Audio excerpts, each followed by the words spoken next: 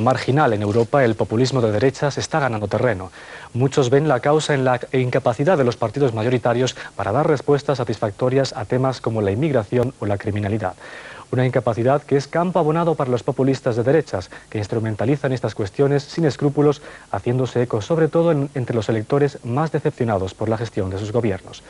Pero aunque lancen las mismas consignas, los populistas europeos presentan en cada país un matiz particular. Holanda por excelencia es el país de los tulipanes y los quesos junto al Mar del Norte, tradicionalmente liberal y tolerante. Pero pese a una economía floreciente, sus ciudadanos se sienten abandonados por la clase política, sobre todo en lo que se refiere a su vida cotidiana. El gobierno apenas hizo nada en todos los ámbitos. Por ejemplo, en la sanidad, la criminalidad, la educación. Todo eso lo ignoraron. Y llegó Pim Fortuyn, expresa lo que piensa el pueblo y llama las cosas por su nombre. La falta de maestros, las esperas a la sanidad pública y la existencia de demasiados extranjeros que nos integran. El asesinato de este personaje emblemático una semana antes de las parlamentarias conmocionó el país. Pese a la muerte de su líder, el partido de Fortuyn se convierte en el segundo a nivel nacional y ofrece una alianza a los cristiano-demócratas vencedores. Los neerlandeses quieren que sus políticos les tomen en serio. Tras las consignas y arengas de la campaña electoral, ahora esperan soluciones reales. Un castillo de fuegos artificiales para el vencedor. José Manuel Durão Barroso es el nuevo primer ministro conservador de Portugal, uno de los países más pobres de Europa. Barroso gobierna en coalición con el derechista Partido Popular, que ha subido considerablemente utilizando eslogans anti-europeístas. El éxito de los conservadores obedece al fracaso de los socialistas, que legan una montaña de deudas. El gasto público se disparó con faraónicas construcciones como la mayor presa de Europa o la Exposición Universal en Lisboa. En Portugal muchas economías domésticas están endeudadas hasta el cuello. Los sueldos están muy por debajo de la media de los países del oeste de Europa. En el marco de la UE, Portugal es el país que presenta las mayores diferencias entre ricos y pobres. En Dinamarca gobierna una coalición de centro-derecha. Su líder Anders Fogh Rasmussen llegó al poder cebándose en la política de extranjería. La campaña electoral habló de por sí. Todos los partidos competían en sus mítings con consignas xenófobas y algunos creyeron ver el ocaso de la cultura danesa. Los extranjeros en Dinamarca están intranquilos. No me quieren aquí, no podré quedarme. Pero la cuestión también inquieta a los daneses pudientes.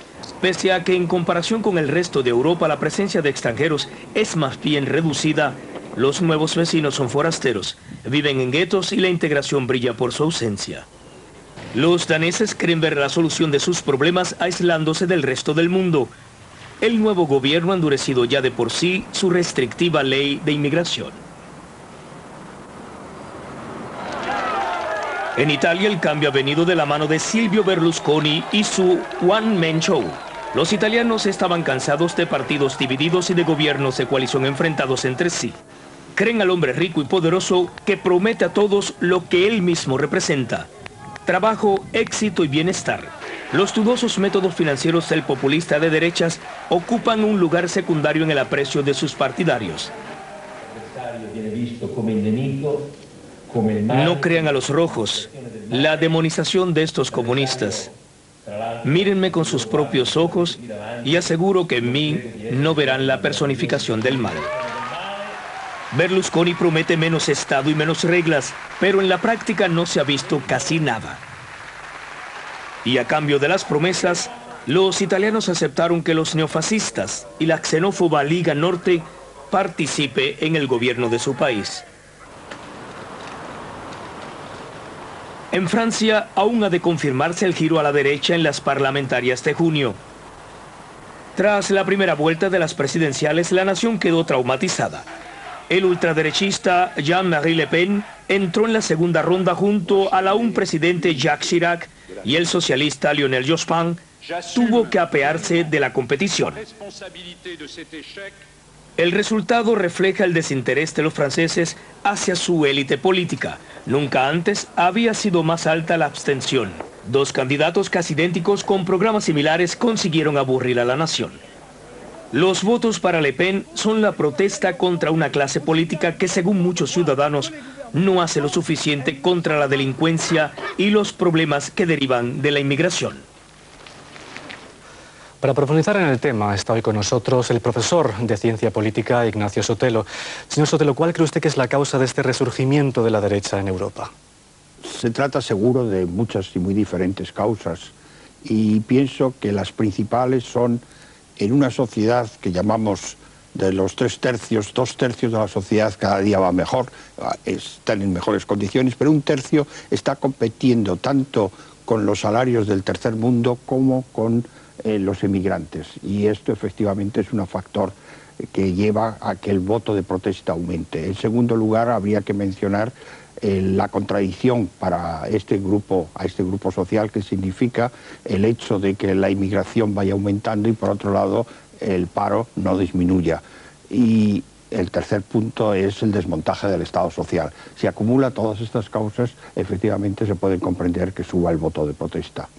¿Y existe una similitud entre el populismo de derechas tal y como se presenta en países como Francia, Dinamarca o Italia? Tiene rasgos generales que son comunes. Por ejemplo, el que le digo, el voto de protesta o el grupo social que vota a estos movimientos, pero también las diferencias son grandes. El movimiento de Le Pen, el movimiento nacional, tiene caracteres neofascistas muy claros, mientras que el populismo de derechas danés es más populismo y es más protesta contra el inmigrante que verdaderamente estructuras fascistas. Lo italiano es más complejo porque es un movimiento liberal, antiestatal y de crítica a la vieja clase política, con un fascismo reconvertido y un elemento de protesta contra el inmigrante que antiguamente era protesta contra el sur de Italia. ¿Qué consecuencias puede tener para Europa este giro hacia la derecha? La principal y la peor es que se desacelera el proceso de construcción europea. Estamos viviendo un momento de renacionalización de la política europea, es decir, que los estados europeos vuelven a estar en el primer término, vuelven a ser más importantes. Y esto, que es claro, depende de que el Estado ha perdido mucho de sus competencias y en la Unión Europea no se recupera este tipo de competencias, y eso produce una enorme insatisfacción, temor por las consecuencias. Por lo tanto, yo creo que posiblemente esta subida de la ultraderecha es una consecuencia de la velocidad de crucero que hemos ido desde Maastricht hasta hoy y la entrada del euro, etcétera, etcétera. Gracias, señor Sotelo, por estas aclaraciones. El retorno de los conservadores en Europa. Este ha sido hoy nuestro tema.